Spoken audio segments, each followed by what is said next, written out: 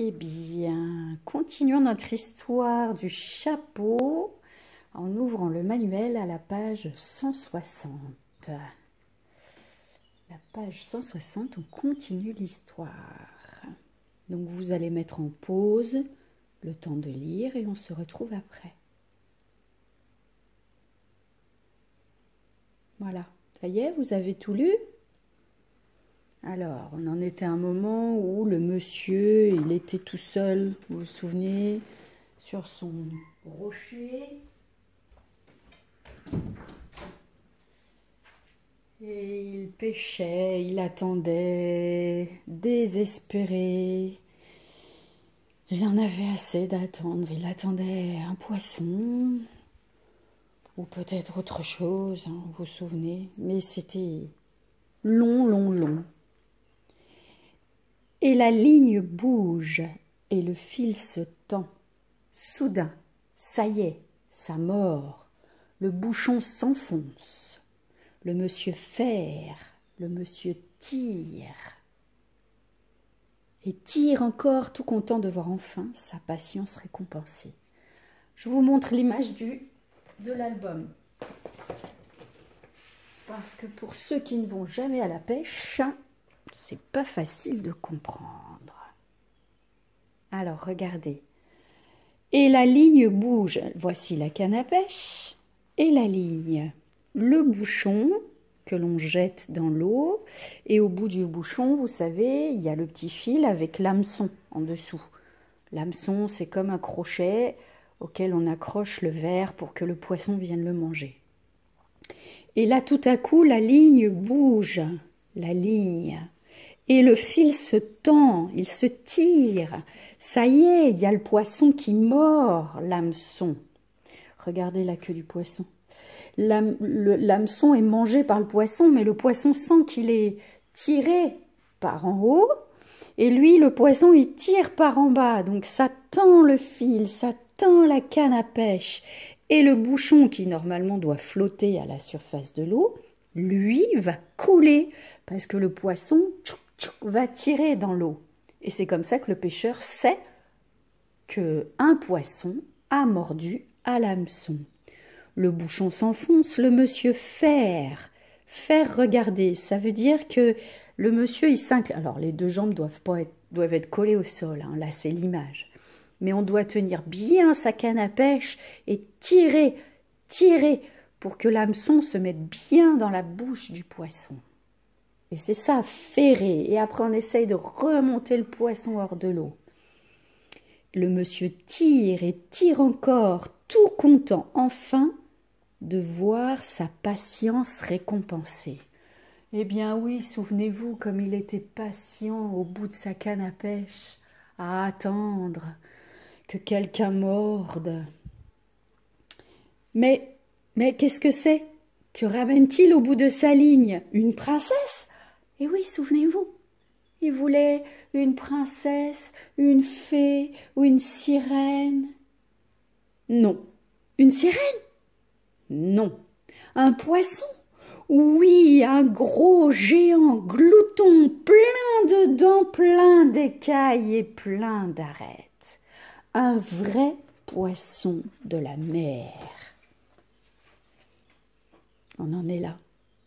Plein de dents, plein d'écailles sur le poisson, plein d'arêtes. Et dans le poisson, un chapeau melon, ruisselant, ruisselant. Est-ce que vous savez ce que ça veut dire? Il me semble que dans La princesse au petit pois, lorsque la princesse toque à la porte du château, elle est ruisselante à cause de l'orage. Ça vous parle? Oui. Donc ruisselant, ça veut dire qu'il y a de l'eau qui dégouline partout, d'accord? Comme quand vous prenez votre douche, l'eau ruisselle sur vous. Et donc dans le poisson, un chapeau melon ruisselant. Et dans le chapeau, une jolie grenouille en vadrouille. Qu'est-ce que c'est en vadrouille? Vous savez ou pas? Oui, en vadrouille, ça veut dire en promenade. D'accord? Est-ce que vous avez compris là ce qui se passe? On a déjà entendu parler d'un poisson dans le début de l'album. Est-ce que vous pensez que c'est le même poisson qu'au début de l'album? Si oui, si vous pensez oui, dites à l'adulte qui est à côté de vous pourquoi c'est oui. Et si vous pensez que ce n'est pas le même poisson, dites à l'adulte qui est à côté de vous pourquoi ce n'est pas le même poisson. Mettez en pause. Alors, eh bien oui, c'est le même poisson, puisque le poisson, on le décrit comme gros, géant, glouton et plein de dents. Alors attendez, je vous remontre l'album au départ. Elle est où notre image du poisson? Ah, c'est l'histoire d'un gros poisson très gros, très glouton, avec une bouche énorme et pleine de dents. Ça a bien l'air d'être notre poisson, hein? Et dans notre poisson, il y a un chapeau melon ruisselant. Et dans le chapeau, une grenouille en vadrouille. Regardez sur cette image. Est-ce que le poisson qui est là, avec sa grande bouche pleine de dents, ça c'est l'œil du poisson et le reflet de la lune, hein? C'est pas une deuxième lune. Est-ce que vous croyez qu'il mange la grenouille dans son chapeau melon? Mais oui, bien sûr. Donc notre poisson, c'est le même. Et c'est donc normal que notre pêcheur trouve dans son poisson le chapeau melon ruisselant et la grenouille en vadrouille. Ah, regardez l'attitude de notre pêcheur. Il est vraiment content, n'est-ce pas? Ah, ça va lui changer sa vie. Ça va pour l'histoire? Oui? Très bien.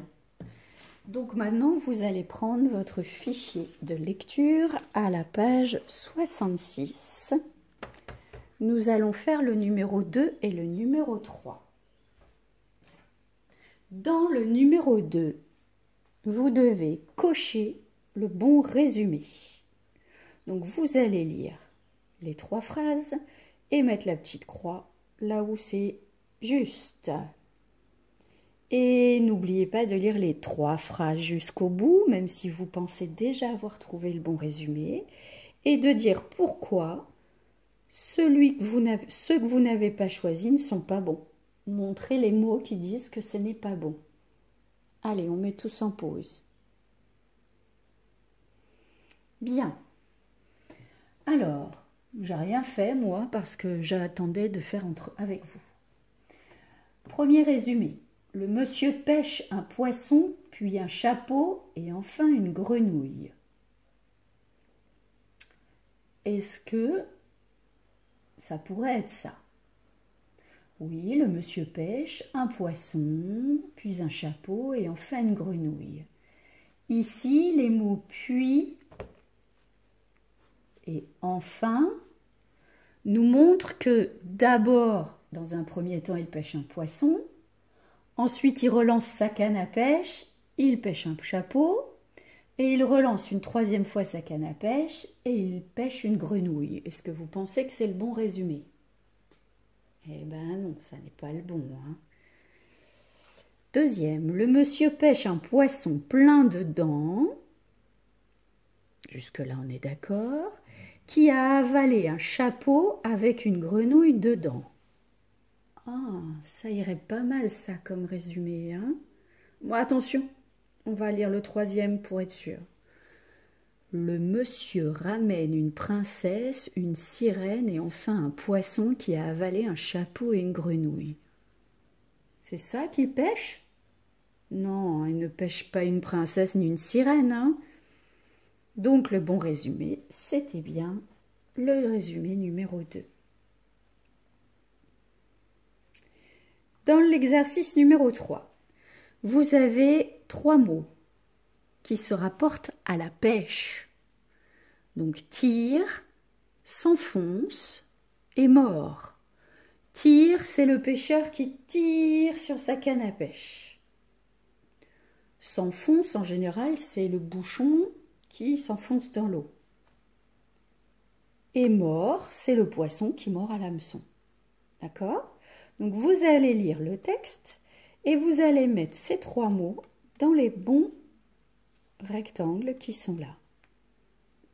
On le fait ensemble? Allez, vous mettez pause, moi aussi. Et voilà. Quand le poisson mord l'hameçon pour manger le verre, le bouchon s'enfonce dans l'eau. Alors le pêcheur ferre, il tire, il d'un coup, puis tire la ligne pour sortir le poisson. Vous aviez écrit comme ça? Alors vous êtes des vrais champions de la pêche à la ligne. Bravo! Vous allez pouvoir y aller cet été. Ça va pour la compréhension du texte? Bien. Alors, je vous rappelle que la dernière fois, on avait travaillé avec les lettres IL et ILLE pour faire le son Y. Vous vous souvenez de ça? Alors, je reprends mon petit cahier. On avait fait ça. Vous vous souvenez? Et on avait, à la fin du mot, on sait qu'on entend Y pour les noms masculins. Et on sait qu'on entend Y et qu'on l'écrit comme ça pour les noms féminins. Vous vous souvenez de cette dernière leçon? Bien. Et quand on entend aïe, il faut bien qu'on voit le aïe. Quand on entend œil, il faut bien le e. Quand on entend aïe, il faut bien qu'on ait le est. Et quand on entend ouille, il faut bien qu'on ait le ouille. Ça va? Si vous avez besoin, vous relisez de nouveau ce petit tableau. D'accord? Et ensuite, vous allez lire le numéro 1 et le numéro 2 avec explication des mots par l'adulte si vous ne les comprenez pas. On se retrouve après pour finir le fichier. Donc maintenant, vous mettez en pause. Alors, ça y est, vous avez fait votre lecture. Maintenant, nous allons faire les 2 exercices orange du fichier qu'il nous reste. Je vais vous dicter les mots et vous allez les écrire dans le numéro 7. Vous êtes prêts? Alors, premier mot, c'est grenouille. On y va. Vous écrivez juste le ouille. Vous entendez? Ouille. À chaque fois, il faut vous demander si c'est un nom masculin ou non féminin. Je vous le remets ici. Nom masculin, ça se finit comme ça. Le i. Nom féminin, ça se finit comme ça. Alors, grenouille. C'est bon? Vous mettez en pause quand vous avez besoin. Il brille. Brille. Fauteuil,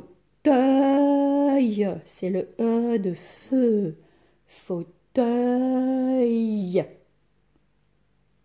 Masculin ou féminin? Mettez en pause quand vous avez besoin. Rouille. Rouille. Pause. Ici, c'est le mot volaille. Volaille, c'est poulet, dinde, tout ce qui est viande blanche. Hein. Volaille.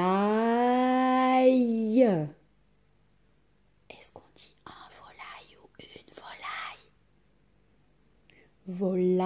Volaille. Oreille. Oreille, c'est le est de neige. Féminin ou masculin? Et le dernier, travail. Travail. Allez, je fais la correction avec vous, hein.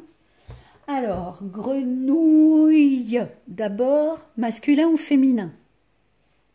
On dit une grenouille, donc féminin. Donc j'entends ou.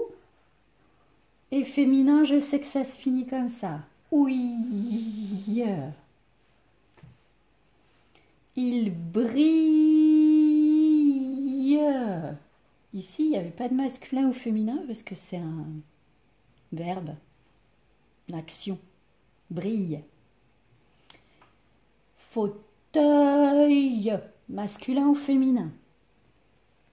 Allez, ça c'est pour Krishiv. Masculin, comment on dit Krishiv? Un fauteuil ou une fauteuil? On dit un fauteuil, donc masculin. On a le E de feu et le I à la fin, masculin. Alors, rouille, masculin ou féminin? On dit la rouille. Donc, on va l'écrire comme ça à la fin. Est-ce qu'on entend ou, I? D'accord? Volaille. Alors, celui-là, peut-être vous ne le connaissez pas. On dit la volaille. Donc, c'est un mot féminin, tout à fait. Alors, volaille.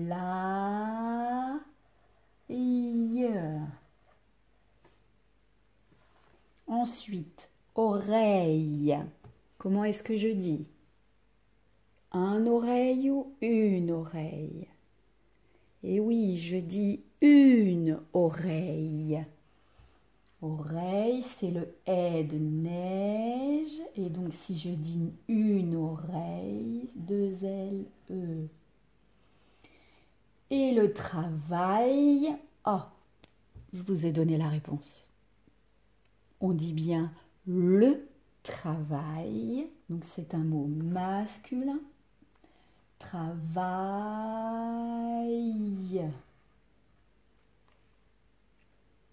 D'accord?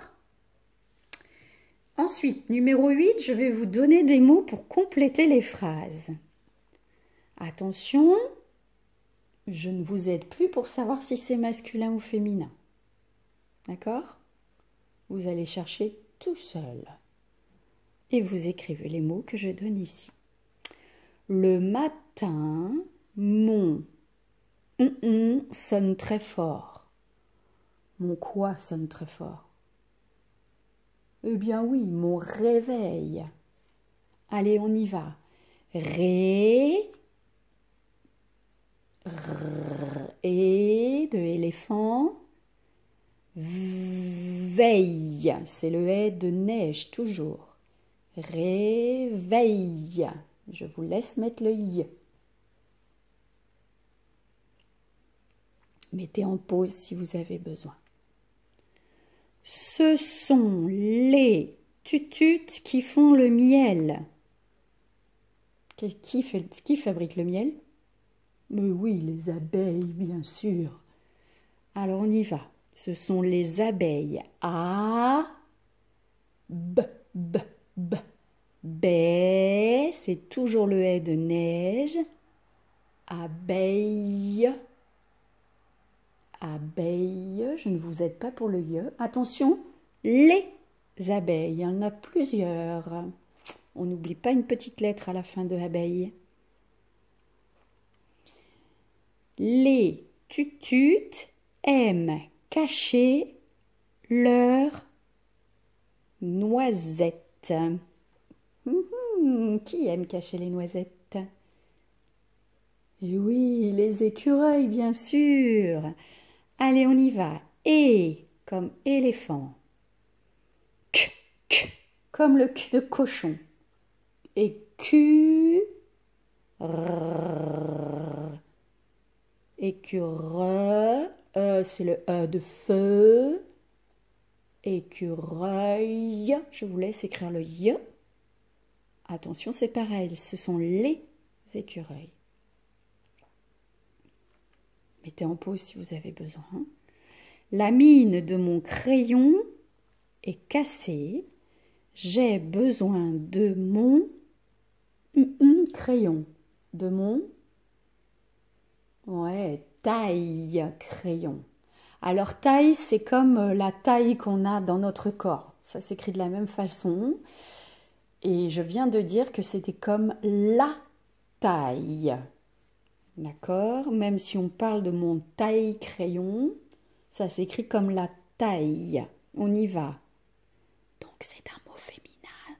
Enfin, c'est pas un mot féminin, mais ça s'écrit comme un mot féminin. On y va. Ta. Aïe. Ta. Aïe. Alors. Vous avez mis sur pause ou vous avez fini d'écrire? On y va. Le matin, mon réveil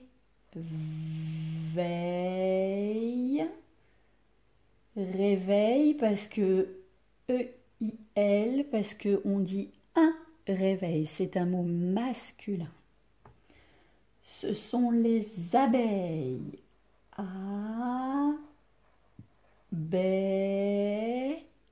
Alors, féminin ou masculin, abeille? Oui, féminin, on dit une abeille. Hein? Mais ici, ce sont les abeilles, donc je n'oublie pas mon petit s pour dire qu'il y en a plusieurs. Les écureuils et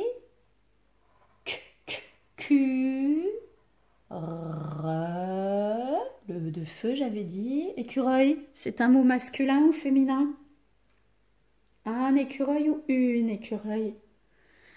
Oui, un écureuil, donc comme ceci. Mais j'en ai plusieurs, hein, donc je n'oublie pas mon petit S. La mine de mon crayon est cassée, j'ai besoin de mon taille crayon.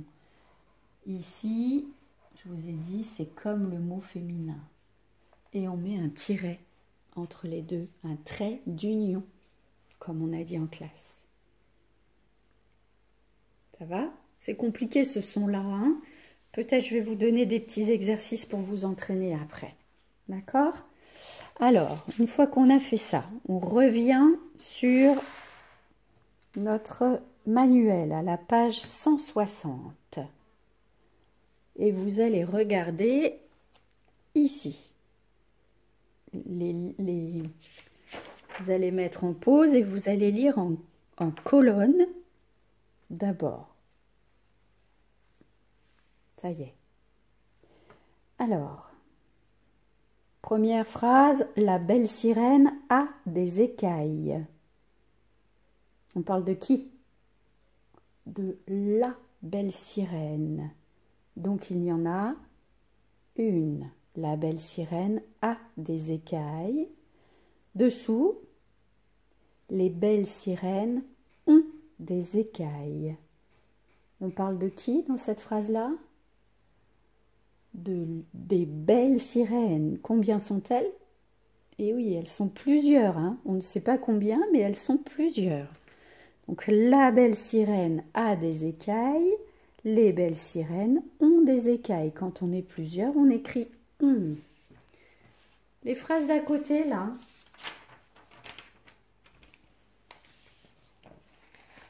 Elle a des écailles. De qui on parle là? De elle. Elle, oui, mais c'est qui elle? Ah oui, elle, c'est la belle sirène. On a changé la belle sirène par elle. Vous avez vu? C'est la même chose. Il me semble qu'on avait fait ça déjà, ici, dans le manuel. Ah, quand c'est masculin, on mettait il. Hein? Et les belles sirènes ont des écailles. On remplace les belles sirènes par elles au pluriel parce qu'il y a un S, d'accord? Et elle parce qu'on parle d'une fille.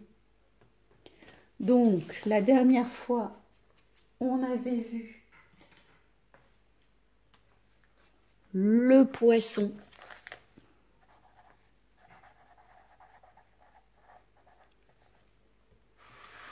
Et on avait mis il à la place du poisson, a. D'accord? Ici, on a la sirène et on met elle à la place, a.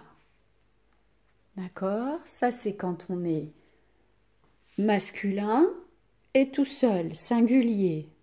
Ça, c'est quand on est féminin et tout seul, singulier, on met a derrière. Si j'écris les poissons, souvenez-vous, on peut écrire ils au pluriel. Ils ont. Si j'écris les sirènes, on peut le remplacer par elles avec un S pour dire qu'il y en a plusieurs. On. D'accord?